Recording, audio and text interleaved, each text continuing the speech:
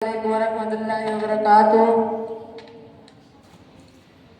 Alhamdulillahi rabbil alamin. Wassalatu wassalamu ala sayyidil mursalin wa ala alihi wa sahbihi ajma'in, amma ba'd. Qala Allah ta'ala a'udzu billahi minash shaitanir rajim. Bismillahir rahmanir rahim. Wasta'inu bis sabri was salah وَإِنَّهَا لَكَبِيرَةٌ إِلَّا لِلْخَاشِعِينَ. صدر محترم و حکم صاحبان و معزز سامعین و حاضرین، میری تقریر کا موضوع ہے نماز کی اہمیت. سامعین باتمکین، اگر کوئی آپ سے سوال کرے کہ وہ کون سی چیز ہے جو رسول اللہ صلی اللہ علیہ وسلم کی آنکھوں کی ٹھنڈک ہے، وہ کون سی چیز ہے جو مصیبت و پریشانی کے وقت ایک مومن کے دل کو سکون پہنچاتی ہے، وہ کون سی چیز ہے جو اسلام کی بنیادی 5 ارکان میں توحید کے بعد دوسرا اہم رکن ہے، تو یقیناً آپ یہی جواب دیں گے کہ وہ چیز نماز ہے. جی ہاں، یہ نماز ہے جس کا ذکر قرآن مجید میں 70 مقامات سے زائد آیا ہے. یہ نماز ہے جو مومن کی معراج ہے. یہ نماز ہے جو کفر اور اسلام کے درمیان حد فاصل ہے. یہ نماز ہی ہے جس کو جان بوجھ کر ترک کرنے والا حدیث کی روشنی میں کفر کا ارتکاب کرتا ہے. یہ نماز ہے جس کے بارے میں قرآن مجید کہتا ہے وَاسْتَعِينُوا بِالصَّبْرِ وَالصَّلَاةِ وَإِنَّهَا لَكَبِيرَةٌ إِلَّا لِلْخَاشِعِينَ. صبر اور نماز سے اللہ کی مدد حاصل کرو.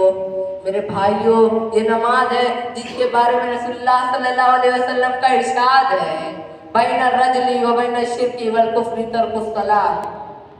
آدمی اور شرک و کفر کے درمیان فرق کرنے والی چیز نماز ہے. یہ نماز ہے جس کے بارے میں اما عائشہ رضی اللہ تعالیٰ عنہ فرماتی ہیں اذا حضبہ امر صلی، یعنی رسول اللہ صلی اللہ علیہ وسلم کو جب بھی کوئی پریشانی لاحق ہوتی تو آپ نماز میں مشغول ہو جاتے. اسلامی بھائیوں، اس قدر افسوس کا مقام ہے دین کا اتنا اہم ستون، کفر و اسلام کے درمیان فرق کرنے والی عبادت رسول اللہ صلی اللہ علیہ وسلم کی آنکھوں کی ٹھنڈک، اور آج ہم اس سے غافل ہیں. اپنے آپ کو مسلمان کہنے کے باوجود ہم نماز سے دور ہیں، جبکہ رسول اللہ صلی اللہ علیہ وسلم کے زمانے میں منافقین کو بھی نماز پڑھنی پڑتی تھی. مگر ان منافقین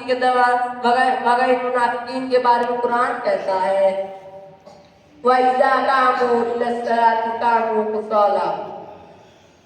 جب وہ نماز پڑھنے کے لیے اٹھتے تو سستی اور کاہلی کے ساتھ اٹھتے، مگر نماز پڑھتے.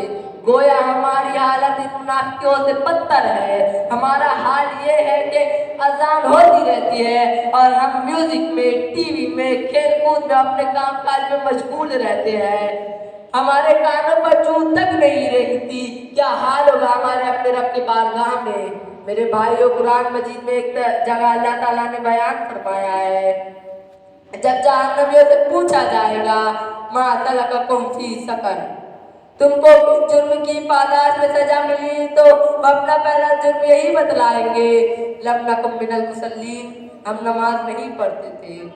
میرے بھائیوں، اللہ کے واسطے نماز کی پابندی کیجئے. آپ کو معلوم ہونا چاہیے کہ نماز وہ واحد عبادت ہے جس کے بارے میں محسن انسانیت صلی اللہ علیہ وسلم کا ارشاد ہے جب تمہارے بچے 7 سال کے ہو جائے تو انہیں نماز پڑھنے کا حکم دو، اور 10 سال کے ہو جائے اور نماز نہ پڑھے تو انہیں مارو. غور کیجئے میرے بھائیوں، 10 سال کے بچوں کو نماز نہ پڑھنے پر مارنے کا حکم دیا جا رہا ہے، حالانکہ وہ ابھی نابالغ ہے، کسی شریعت سے مکلف نہیں ہے. اور اس سے اندازہ لگائے کہ ہماری شریعت میں نماز کی کیا قدر و قیمت ہے اور یہ کس قدر اہم عبادت ہے. اس لیے آج ہی سے ٹھان لیجئے کہ ہم نماز کے معاملے میں کوئی کوتاہی نہیں کریں گے اور اس کی مکمل پابندی کریں گے. اللہ تعالیٰ ہمیں اس کی اہمیت سمجھنے اور اس کی پابندی کرنے کی توفیق عطا فرمائے.